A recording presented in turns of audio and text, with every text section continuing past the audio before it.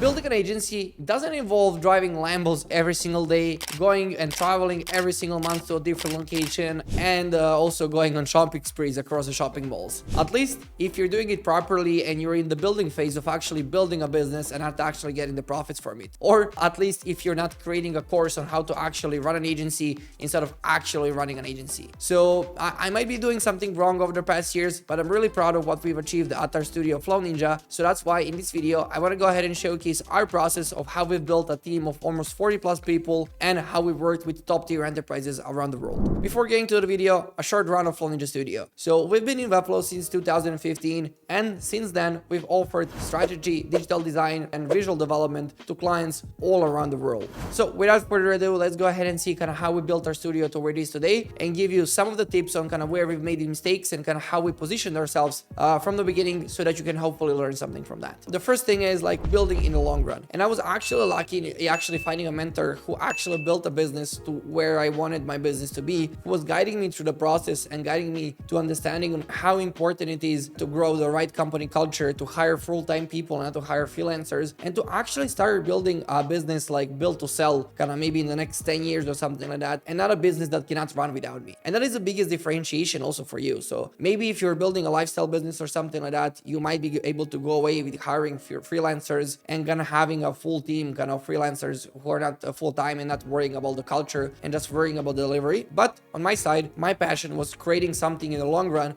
and actually building a real business which is going to be able to be functioning without me, and that involved hiring many different roles and growing a team of 40 people. The next step was finding clients and finding work, and we did not have a lot of clients and we did not have good clients when we did start out. So our process was that basically me, first of all, I was working for 2.5 years in full-time roles where I was able to have some of the connections, but they were not giving us a lot to start with. Afterwards, I worked on Fiverr, then on Upwork.com, where you can actually find some good projects if you do spend time, send video proposals, and actually have a way of approaching clients that's different than anybody else. Then from there, we moved to actually creating free resources for Webflow in our case, going on forums, helping people on forums. You can see our posts like from 2017 on the Webflow forums, creating templates, whether paid or free, and working on kind of low paid jobs like that is adjusting Webflow templates and going live with them. So like it wasn't all shiny when we did start out, but we did have a goal in mind, and we knew, okay, we might need to work for a year and a half on these projects, which are not going to be great, but which are slowly going to give us connections to the next person, to the next person, to the next person. And we also worked with agencies which are bigger than us in order to kind of provide us work before we can actually start working directly with clients. The next tip is going to be creating content early on. So we realized this on time, and like I was lucky that we realized this on time, and that is that we created content everywhere. We guest post blogs, kind of different blog posts. We guest posts also on the Webflow.com blog. We published a lot of blog posts on our own website, like a lot of good content on our own website, free resources. We published this YouTube channel, which has been started a while back and like only recently gained traction. And like many of these things where we're giving things for free, we're kind of having a social media presence across all of the marketing channels, and we're continuously improving and finding ways where we can give more value to people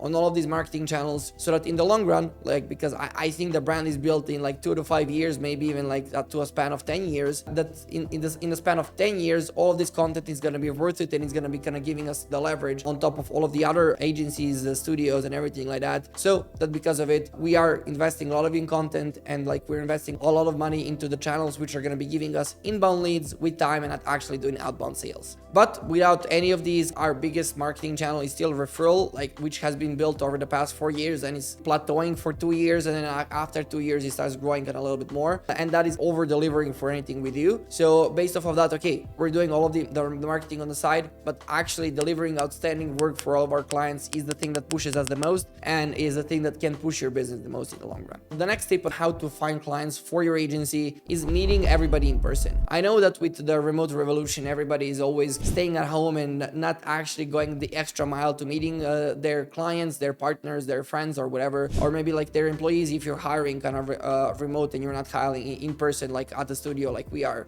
at Flow Ninja, and forming those relationships is what is gonna be pushing your business the most. We are constantly traveling, let's say to London, Hamburg, like we've been to Bulgaria for meetings. I've been to Vilnius.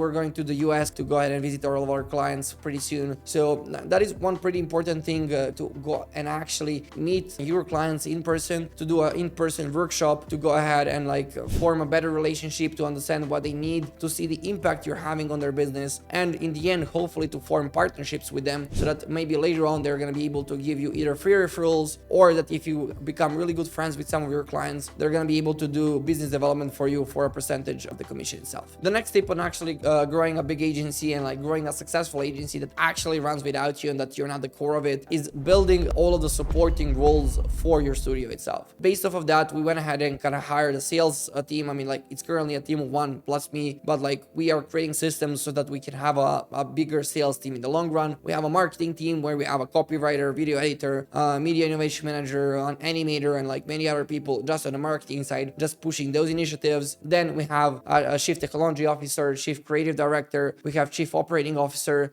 we have the finance team. So like we're building all of those support roles, which are going to be able to identify problems even without me, and which are going to be able to run the business in the long run and like run the day-to-day operations in the best way possible, and probably 10 times better than I would be running them. And because of that, that gives me a lot more free time to focus on the other aspects of the business. I do love working a lot, so like I still do work every single day for like 8 to 10 hours, but on top of that, I'm able to focus on big things and not be worried about the busyness of the day-to-day. The next step is to kind of have an ongoing hiring cycle. Probably it's not gonna sound good when I say it here, but you're gonna have the core team, which you're never gonna be able to run the business without. But people do change roles, and sometimes I even encourage people to change roles, like if they're looking for something new or they're looking to do some different work of that matter. So you need to be prepared that somebody's gonna be leaving. Emotional, damn it! So based off of that, you need to create SOPs, you need to create documentation for onboarding new people, you need to have an ongoing hiring cycle of people actually coming to the studio, learning everything that is special about you and your processes, and to do so in a systematic way. So like that's probably where we are at the moment, where we're creating systems on kind of having an ongoing hiring cycle and having that process around hiring being the best one possible. We've not done it yet, but that's also like the key thing, which is going to be holding your business back, because in the end, in order to grow a service business, you need to hire more people. No matter what people say, there's usually going to be a ceiling of kind of how much you can charge based on your location, based on the service you're delivering, etc., etc. And based off of that, you're going to need to hire more. So my biggest tip is start documenting everything from day one, like whether it's going to be sales, whether it's going to be development, design, or anything of that matter. Document everything as much as possible. And the final step is to continuously meet new agency owners. So yeah, like in one of the tips, we went ahead and kind of gave the tip on how you can meet your clients and kind of form friendships with them in the long run. But on the other side, you need to meet agency owners. And by that, I mean real agency owners, not maybe the agency owners who are just there to kind of flip cash and kind of build a lifestyle business. But if you want to go in this direction, you need to kind of meet people who are having like 50, 100, 150, 200 employees, and learn from them, from their systems, learn which roles they're kind of implementing. Like on our side, we're going to be implementing a delivery manager pretty soon. So like all of those things are usually not on YouTube or are pretty hard to find and maybe even boring to watch. But if you do meet somebody and you see kind of which point they're on and kind of which problems they have, that's gonna be able to unlock a new point of view, actually viewing of what is possible on the agency side, and like that is possible to generate 1 million, 2 million, 10 million revenue. And like don't worry about the profits. Like that's probably not why you are in the business of building an agency as big as this, if you're looking for short-term profits. Based off of that, go ahead, meet new people, learn new ideas, be, let's say, the dumbest agency owner in the room, and based off of that, it's gonna give you ideas on kind of what you should be improving upon and where you should be spending all of your free time on that you have on your plate in order to create a better business in the long run. So you can post questions about our journey down below, as we post videos every single week, and we're gonna be able to record a custom video maybe for just your specific question or anything of that matter, so that we can kind of share more of our Webflow journey, studio growing journey, on everything of that matter in the long run. So without further ado, until the next video, bye bye.